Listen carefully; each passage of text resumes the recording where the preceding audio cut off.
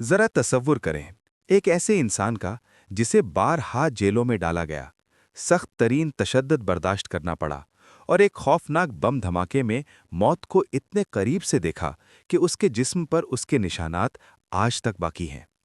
एक ऐसा शख्स जिसके खिलाफ दुश्मनों ने बारहा साजिशें की, उसे ख़त्म करने की कस्में खाईं, मगर वक्त गुजरने के साथ वो सब पीछे रह गए और वो खुद ताकत की बुलंद तरीन चोटी तक पहुंच गया।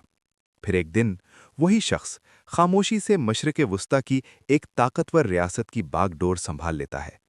ऐसी रियासत जहां फैसले सिर्फ हुकूमत नहीं बल्कि पूरे खित्ते की सियासत को बदल सकते हैं।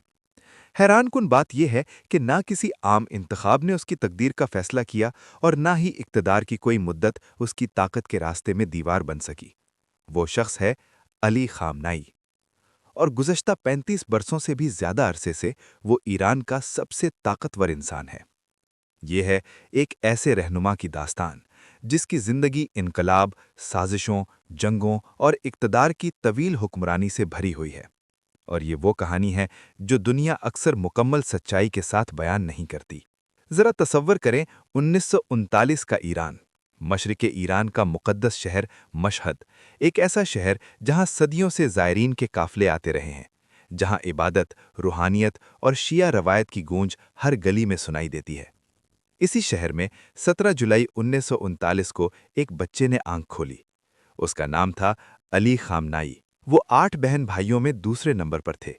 उनके वालिद सैयद जवाद खामनाई एक बाइज्जत मगर निहायत सादा जिंदगी गुजारने वाले मजहबी आलिम थे, जबकि वालिदा खतीजा मीर लवासानी एक निहायत दीनदार और साबिर खातून थीं।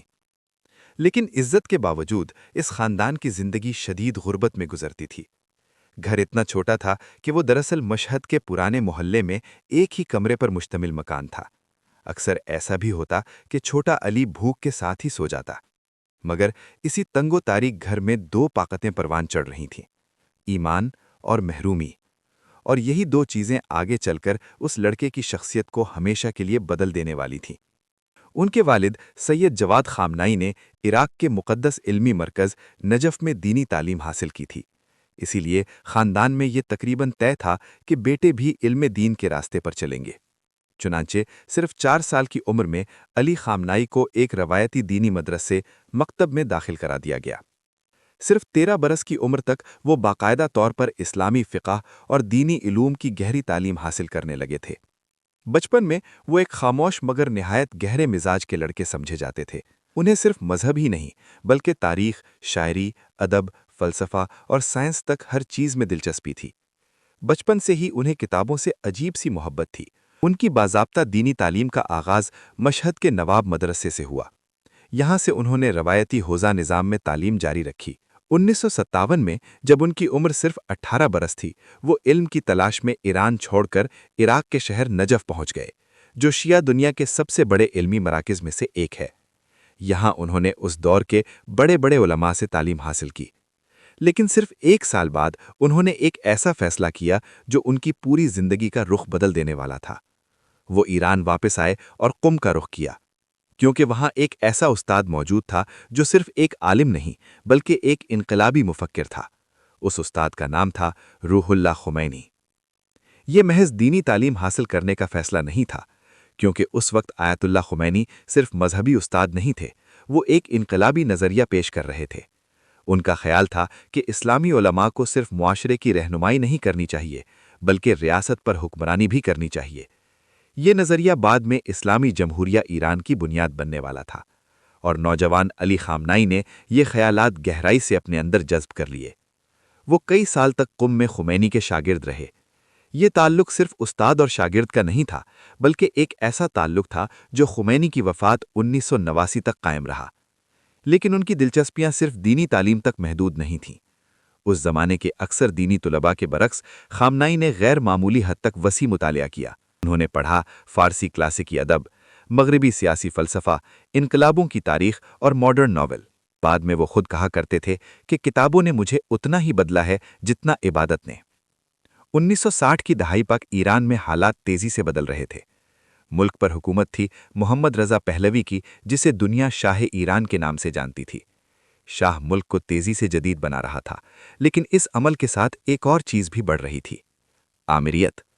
उसकी खुफिया पुलिस सावाक हर मुखालिफ आवाज को खामोश कर देती थी। मजहबी दानिश्वरों के लिए शाह की हुकूमत सिर्फ एक सियासी निज़ाम नहीं, बल्कि मगरबी असर व रसूख और इस्लामी अक़दार से दूरी की अलामत बन चुकी थी।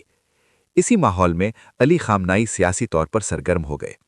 उन्होंने आयतुल्लाह खुमैनी के इनकलाबी हल्के में शमूलियत इख्तियार की। वो खुफिया पैम्फलेट तकसीम करते, सियासी खुतबे देते, नौजवानों को मुनज़्ज़म करते और अरबी किताबों का फ़ारसी में तर्जुमा करते ताकि इनकलाबी इस्लामी नज़रियात नौजवानों तक पहुँच सकें। 1964 से 1978 तक शाह की खुफिया पुलिस ने उन्हें 6 मरतबा गिरफ्तार किया। उन्हें जेल में डाला गया, सख्त तफ्तीश का सामना करना पड़ा, तशद्दुद बर्दाश्त करना पड़ा और ईरान के दूर दराज इलाकों में जलावतन भी किया गया। इन तमाम मुश्किलात के बावजूद वो तालीम देते रहे, लिखते रहे और नौजवानों को मुनज़्ज़म करते रहे। मशहद में उन्होंने नौजवानों को ये सिखाया कि मजहबी शनाख्त सिर्फ अकीदा नहीं, बल्कि सियासी मज़ाहिमत भी है। 1970 की दहाई के आखिर तक वो ईरान के शुमाली मशरकी इलाके के अहम तरीन इनकलाबी मुनज़्ज़मीन में शुमार होने लगे थे। फिर आखिरकार 1979 आया। ईरान में अवामी एहतजाज एक अजीम इनकलाब में बदल गया, और जब मोहम्मद रज़ा पहलवी जनवरी 1979 में मुल्क छोड़कर फरार हो गया, तो तारीख का पहिया एक नया रुख इख्तियार कर चुका था। और उस लम्हे ताकत के मरकज़ में खड़े थे अली खामनाई। उस वक्त उनकी उम्र 40 साल थी और उन्होंने अपनी पूरी जवानी इसी लम्हे के इंतजार में गुजारी थी।